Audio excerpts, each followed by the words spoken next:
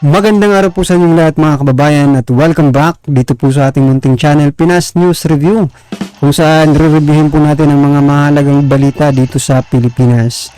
Mga simpleng komento sa mga issue dito sa Pinas. At eto nga mga karibin natin, kapapasok lang, tinuro na, nako. Wasak si Padilla, Lasso at Abalos, hindi nakaligtas kay Raffy Tulfo, bato sa Senado. Yan mga kababayan ang ating alamin mula po rito kay Pinas News Insider. Nasa description po ang full video link ng video ito. Subscribe na po kayo kay Pinas News Insider. Yan na. At kung bago ka pa lang at di pa po nakapag-subscribe sa ating munting channel, please don't forget to subscribe. At i-click na rin po ang bell notification para updated po kayo sa lahat ng ina-uploads nating reaction video.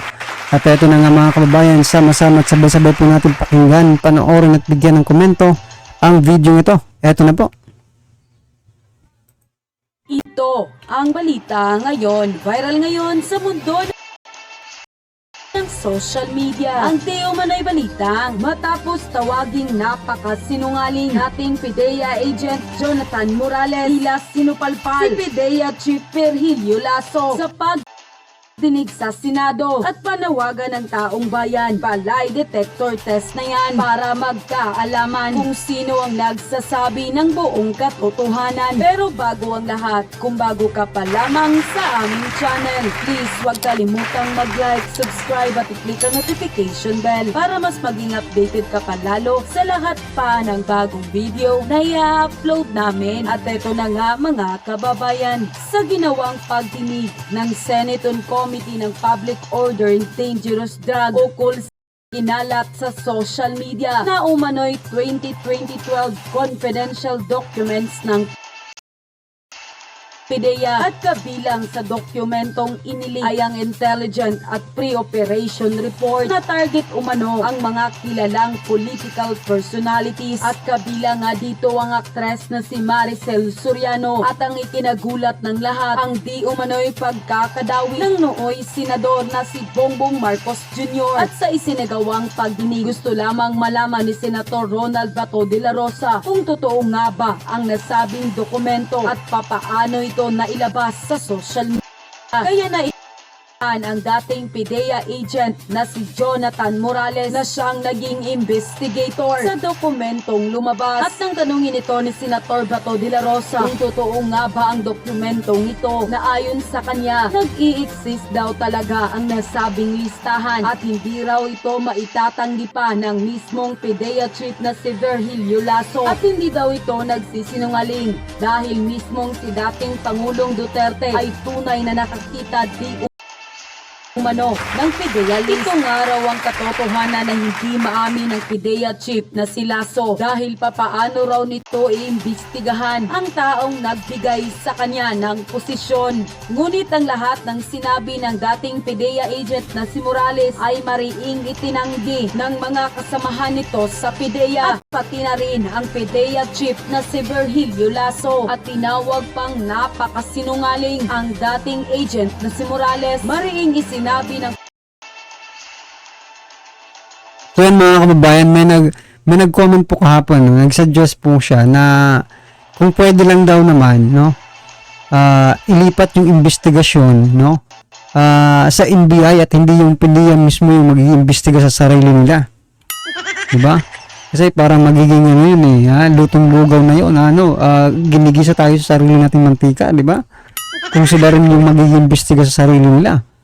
Oh, diba? May pagkabayas po pag ganun. So sinasabi niya na kung pwede daw, kung NBI daw ang humawak at mag-imbestiga ng mga dokumentong yan, kung totoo ba yan, no? Or hindi. Hindi po yung PIDEA. Ngayon mga kababayan, ano rin yan kabahagi pa rin, no? Kasi sa ngayon, sa panahon ngayon, yung administrasyon ngayon, no? Yung gobyerno natin ngayon, parang hindi nagtitiwala sa isa't isa no? Or yung mismong taong bayan, parang walang tiwala rin. For example lang for example, mag-imbestiga yung NBI. Sa palagay niyo po ba, hindi rin yan magkakaroon ng mga hocus-pocus Di ba? So meaning, kailangan yung mag-invest talaga dito, yung talagang pinagkakatiwalaan ng taong bayan. Well, anyway, kung titiwala naman ng taong bayan sa NBI para hawakan po ang ganitong kaso, why not, di ba? No, kasi, for me lang para sa akin, opinion lang po ito Ang opinion ko po lang kasi ay baka lang naman, no?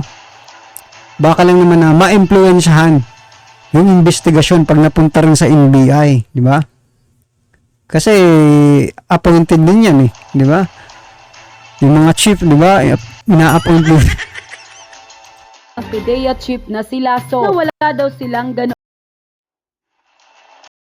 pre-operation record sa kanilang ahensya at itinanggi nito na ang dokumentong lumabas sa social media ay hindi nag-i-exist sa ahensya ng PDEA. At dahil nga sa balitang ito, marami sa ating mga kababayan ang labis na naguguluhan kung sino ang nagsasabi ng totoo. Kaya suwisyo ng ilan sa ating mga kababayan, ipalay test detector na lang. Hindi man daw rito maibibigay ang saktong kasagutan, pero at least may pagbabasehan kung sino ang tunay na nagsasabi ng buong katotohanan. At ayon pa sa kanila, Senator Bato de la Rosa, dapat ipalay detector mo na lahat ng mga sangkot sa PDEA leak para malaman na ng taong bayan kung sino ang nagsisinungaling, at dapat naka-live lahat para walang bias. Dapat isama mo si Rapi Tulfo sa investigasyon na yan para dalawa kayong lilitis sa kanila. Huwag mo nang patagalin pa ang usapin na yan dahil masyado ng kawawa ang taong bayan. Grabe na talaga. Wala na talaga kaming tiwala sa gobyerno ngayon. Sobra na ang pamamalabis na mga nakakataas. Kaya dapat ipa-polygraph test mo na yan lahat. Ipa-polygraph test mo na yan sila lahat, Senator Bato de la Rosa. Pakinggan mo ang panawagan ng taong bayan para magkaalaman na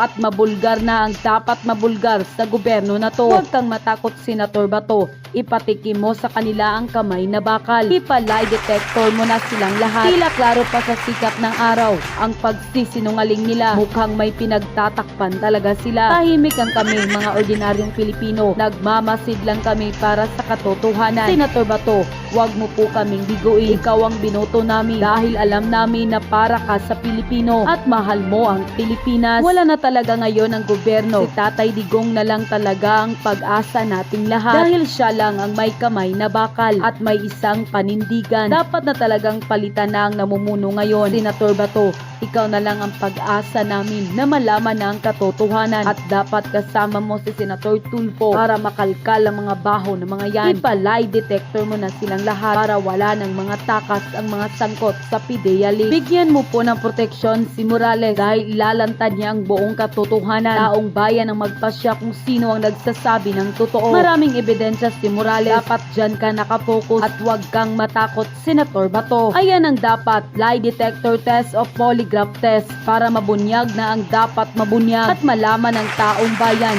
kung sino ang tunay na nagsisinungaling. Huwag nang patagalin pa ang issue na yan para hindi naman masayang ang pera ng taong bayan. Sobra na talaga, lahat na lang ng hearing ay walang resulta. Sana huwag galawin si Morales, nakataya ang buhay niya. Kaya sana magkaisa na tayong matitinong Pilipino dahil parang pinaglaruan na lang tayo. FYI lang, Director Lazo, Director General Lazo, para sa kalaman mo at sa kalaman ng mga pulis, ito yung sistema, Mr. Chair, and I hope you will agree with me. Sa lahat ng mga illegalist, ito yung sistema. Kapag nagpalit ang administrasyon, lalapit yan sila doon sa bagong upo. Sir, ito po yung dating kalakaran. Ito po yung pwede maibigay namin sa inyo. At ito po yung dapat ine-expect namin na maibigay ninyo. So therefore, for me, in my humble opinion, yung tao lumapit sa kanya, nagsasabi ng totoo po yun. Kaya nga sinisingil lang niya o tinetesting niya itong si Director General Lazo kung papayag ba siya sa ganun lumang kalakaran. Dahil kapag hindi siya pumayag, then hindi na ipupus yun, then hahanap sila ng ibang grupo na papayag. Ganun po yun eh. Hindi naman out of the blue, yan po ginawa-gawa po nung lumapit kay Director General Lazo. Di po ba? And you agree with me. So nung kayo po inilapitan itong asset na to, paupo niyo lang po, tama? Oh. Yes, Your Honor. Kaya nga po, so ibig sabihin, yung bago kayo, naging PDEA, Director General dyan, yung previous administration, ginagawa na yon. Kaya nga pinupuntahan ka para mag-present pa ng kanilang offer sa'yo. At buti lang hindi ka pumayag. Ang pagkakamali mo lang, nandoon ka na. Harap mo na siya, face to face. Hindi mo lang tinanong, oy, or, I don't know kung paano mo tawagin, para hindi naman matakot.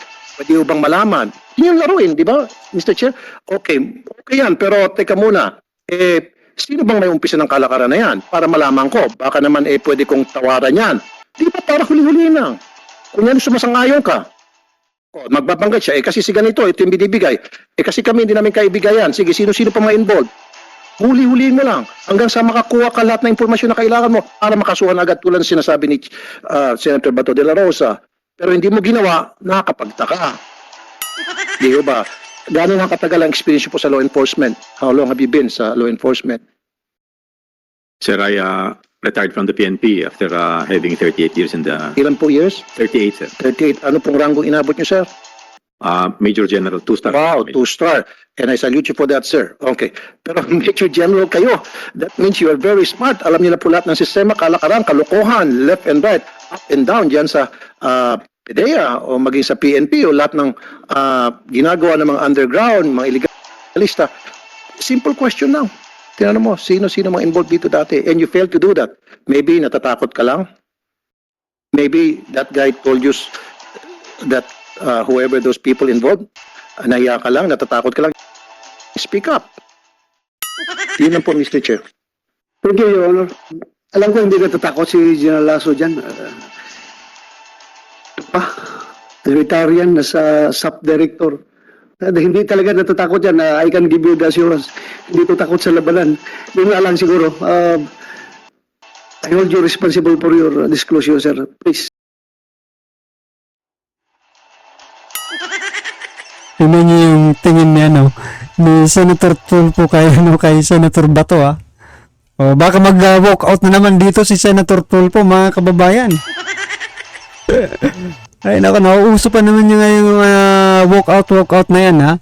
Pag hindi ka sinasang-ayunan, tingnan mo, diba? O, tingnan niyo yung tingin. Tingnan niyo naman. Diba? Maibig sabihin yung mga tingin na yan. Ha? Eh, alam niyo na yun, diba? Medyo hindi siya sinang-ayunan ni Senator Bato, di ba? Oh, pero tingnan niyo naman. Please, so that the Filipino people will be satisfied. Hindi pwede you will just leave everything hanging. Sinabi mo yan, then paninindigan mo. Follow-upin mo, sir, hanapin mo yung mga tao na yun. Yes. Pero itong mga tao na ito naman, alam naman natin yan kung sino-sino yan at anong motibo niyan.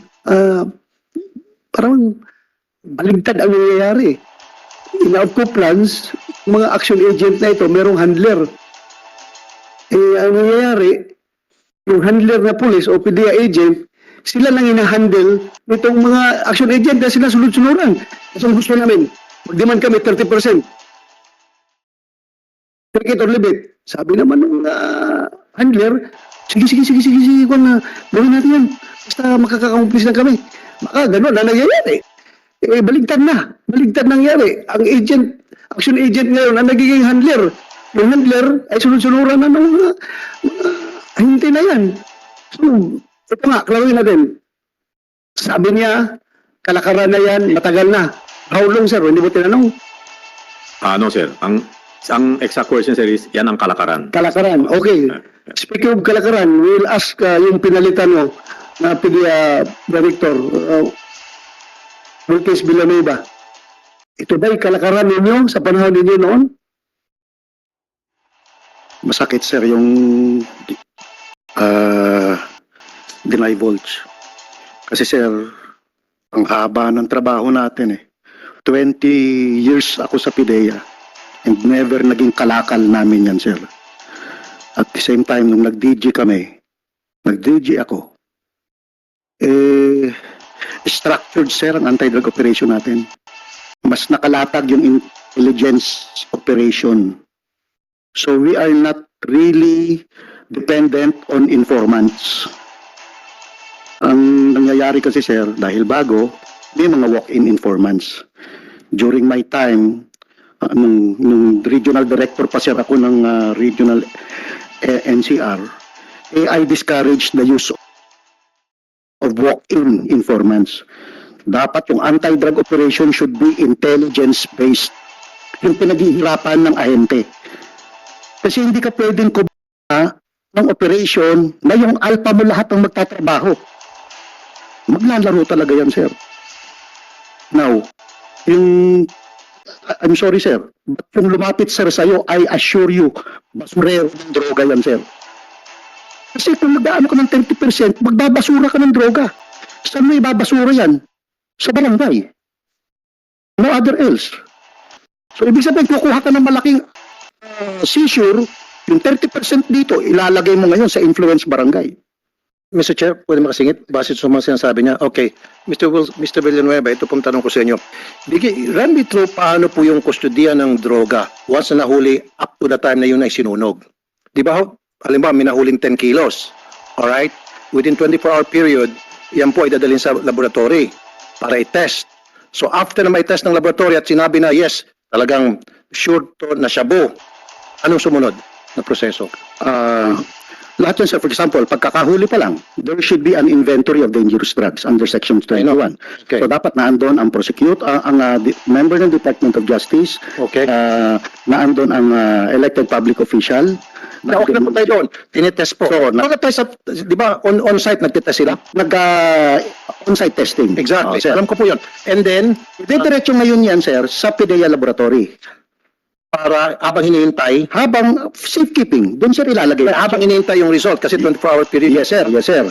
So, pag inano na yan, sir, idiniretso sa laboratory, sir, CCTV all over. Sino po nagdadala ng drugs from the site up to the laboratory? Yung seizing officer, sir. Seizing officer. Kasama yung chemist natin. Kasi during pagpunta doon, sir, ipinapunan agad natin yung chemist natin. So, seizing officer, yung mga operatiba, yes, sir. and then chemist. Chemist. Meron pa bang iba? Wala na po. Baka escort. Escort na, sir. Escort. Yung escort. Yung member ng operating team as their escort na. Diretso ngayon yan sa PDEA Laboratory. Okay. So doon na ngayon, i-examine Okay. dangerous drugs hanggang sa makuha, sir, yung result. Kaya nga, after 24 hours, Yes, di ba yung sir. requirement? Ano po yung result? Yung nakuha na ng result, ipapasok na ngayon yan, sir, sa vault, sa evidence room natin. Okay. Yung evidence room, sir, tatlong padlock nun, sir. Okay. At merong biometrics. Okay. So, ibig sabihin, tatlong tao ang kailangan para mabuksan yung vault. And so, everything is So from the laboratory going to the vault, sino po yung nagpapasok? yung sa laboratory na, sir. Kasi ite-turn over na ng seizing officer sa chemist in charge dun sa case na yon. Kaya nga po. So yung mga taga-laboratory, sinabi nila, okay, sertipikadong drugs, shabu itong 10 kilos.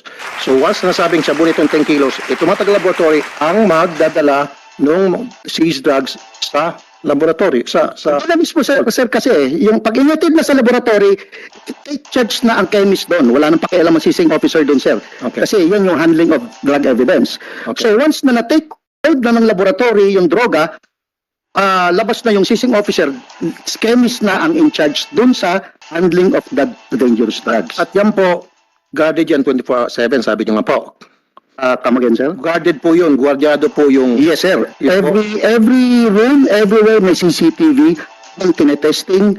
At the same time, pag nakuha na lahat yung, na-testing na lahat ng drugs, pasok na ngayon, sir, sa stock room, sa storage room. Tama po. With 3 padlocks and a biometric. Okay. Papasok na yun sa loob ng laboratory. At sa loob ng laboratory, sir, is meron pa rin CCTV. Okay. So, in short, pag na... So ibig sabihin talaga mahirap. sir, pag Ang tanong ko po sa inyo, bigyan niyo po ako ng listahan ng mga kaso na pinala niyo na huli yung droga na na-technical po ang PDEA dahil po sa handling of evidence.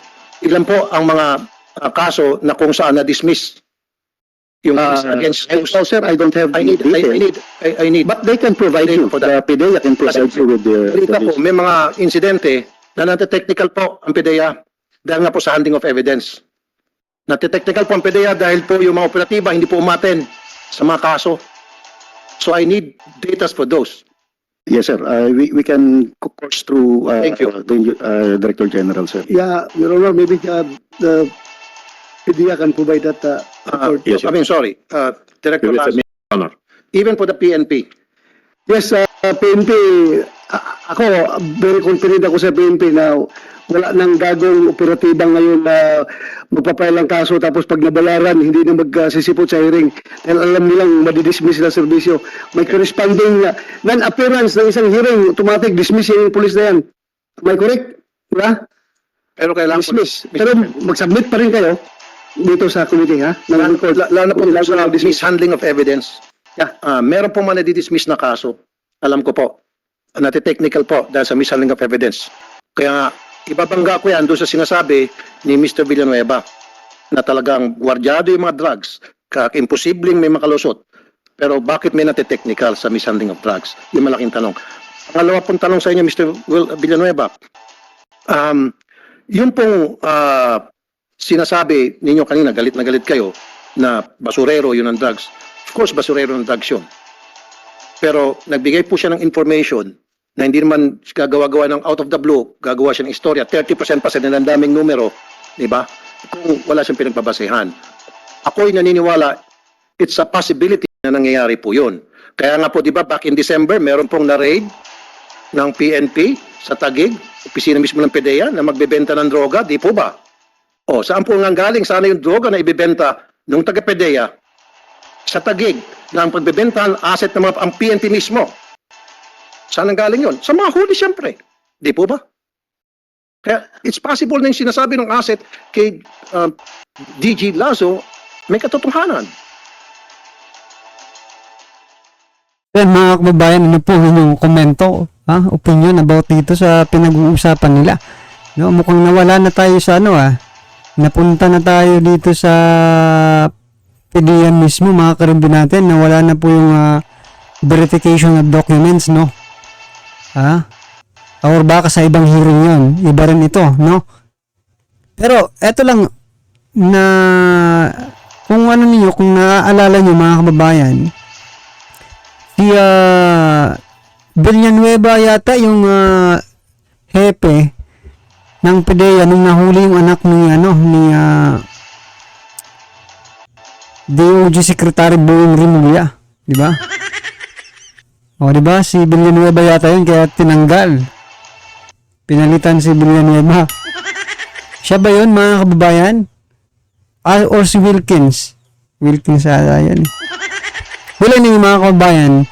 Ano man po ang inyong reaction, komento about dito sa proseso nila, no? Talagang masaya lang talaga pala ang ang handling, no? Ng droga. Pero tulad nga po ng sinasabi ni Senator Tulfo, may nakakalusot pa rin kahit gwardyadong-gwardyado na. O, diba? O, yan pa lang medyo may nangyayari ring misteryo, mga kababayan. Diba? So, ano man po ang inyong reaction, komento about dito, i-comment na po sa baba para sa lang po ng ating mga kababayan ang inyong pong reaksyon, no? Opinion patungkol po sa video nito. Right? Kung bago ka pa lang at dito po nakapag-subscribe sa ating munting channel, please don't forget to subscribe.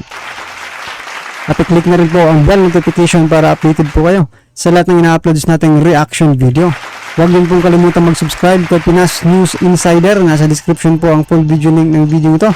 Subscribe na po kayo kay Pinas News Insider. Maraming salamat po.